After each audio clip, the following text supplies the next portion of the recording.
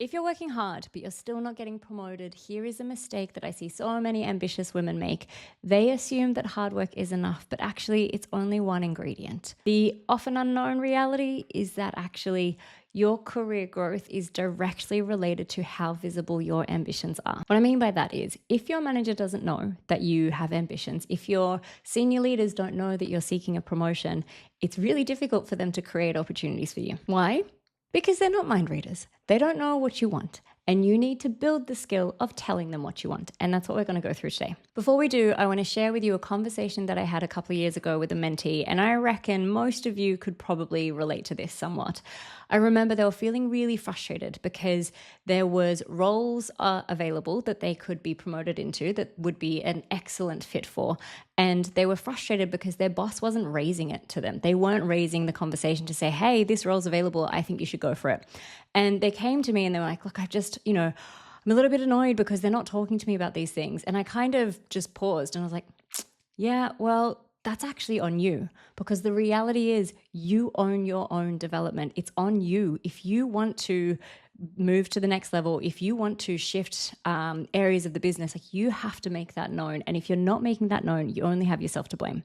Of course, good leaders, good managers, they are thinking ahead. They are thinking about what their team needs, but they're not mind readers. They don't know that that's the ambition for you. They don't know that this is the thing that you're prioritizing right now. So you have to make it known. Once we had that conversation, their perspective completely shifted. They weren't frustrated. They now felt empowered, and they now knew that it was on them and that actually their career was in their hands. But they then said, okay, well, how do I go about having this conversation?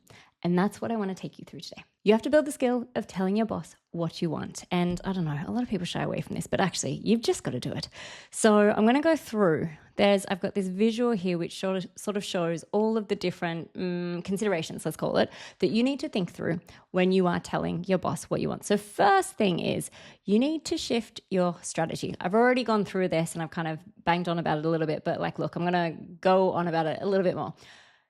If you are not raising to your boss your ambitions, if you are not sharing with them where you want to go, where you want to grow to, what different roles that you want to explore, you have to recognize that you are choosing silence. And silence it's the worst strategy that you could choose when it comes to career growth. You have to make your ambitions known, and it is on you. You have to feel that you own the power to make decisions and to make change within your career.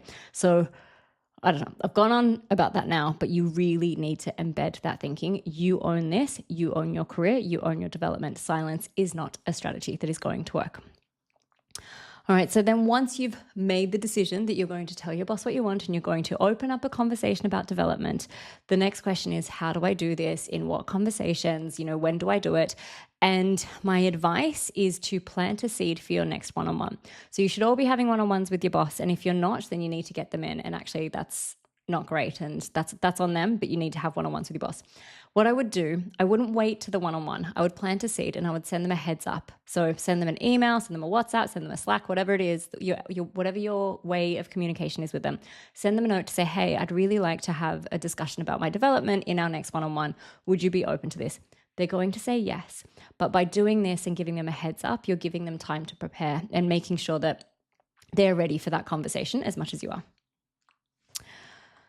Then when you're in the actual conversation, the way that you frame it is really important. A lot of people will go into these conversations and sort of make it about them. They'll make it about I've been doing XYZ work, so I think I deserve a promotion. Or they'll say things like, I really want to move into this area because I think it will challenge me. And it's not to say that those are wrong or bad, but there are ways that you can frame this type of conversation that ensures you're going to have better cut through.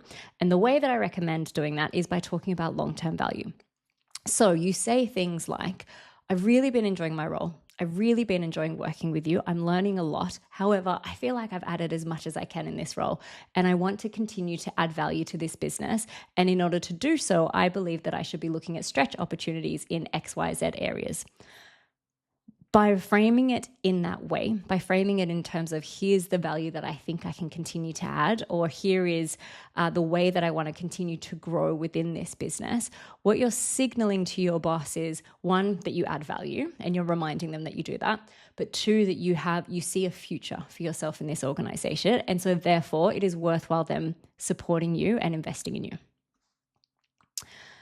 All right, the next tip is to give them direction. And I have myself not always been good at this. In fact, I have been caught out where a CEO asked me, what's next for you? Where do you want to go in your career? And I've literally just said, do you know what? I'm open. And again, it's not bad, it's not wrong, but unless you give them clear direction, it's going to be very difficult for them to support you and find these opportunities for you.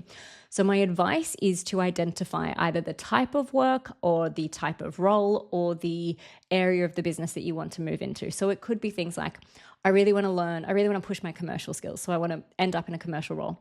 Or I really want to, I really enjoy working on long-term strategic projects. So I think that's where I want to move into next. Or be more specific, I really want to roll in media. I really want to roll in brand. I really want to roll in analytics. Don't know what it is, but give them some options, give them specific options, because that way they can identify, one, new projects that you should be working on that are most relevant, two, different meetings and forums that you should go to that are most relevant, and three, who they will connect you in with people who you can learn from in those areas.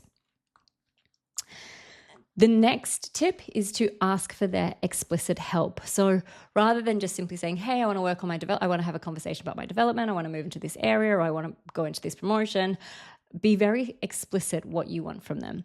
And usually that is about feedback and identifying your blind spots, and also identifying opportunities that you can lean into in order to grow into that area.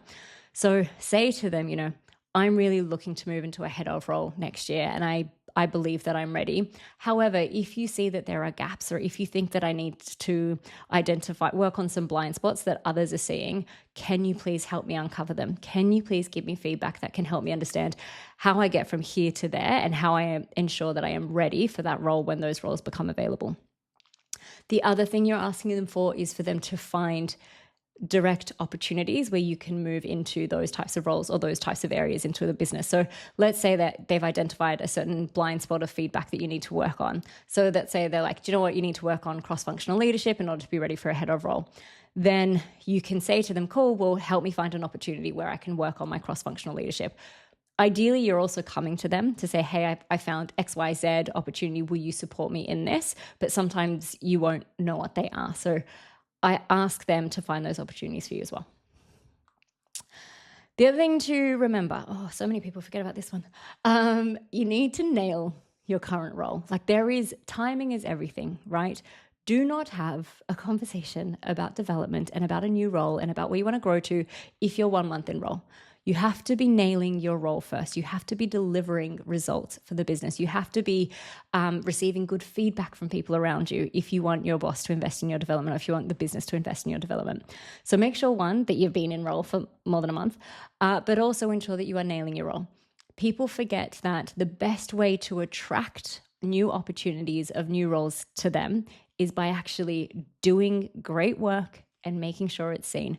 When you do that, over time, new roles will come your way. So make sure you are nailing your role first.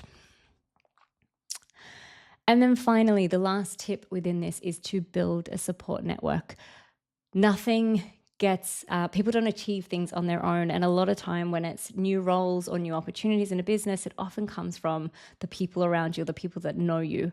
So make sure you are investing in and building a support network. So how do you do that? Well, one, if you identify that you want to move into the commercial area of the business, then you speak to your boss about identifying someone who can mentor you and someone you can connect with, who you can learn from, but also who can advocate for you in future.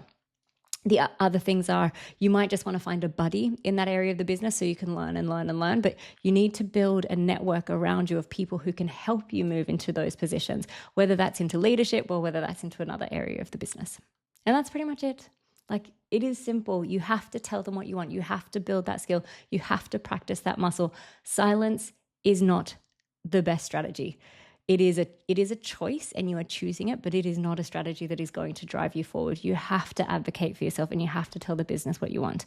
Now, if you're sitting there going, okay, great, I get you, I hear you, I want to tell them, I'm going to tell them these things, but I do really struggle with self-advocacy, or I do really struggle with sort of like voicing my own opinions or driving my own visibility.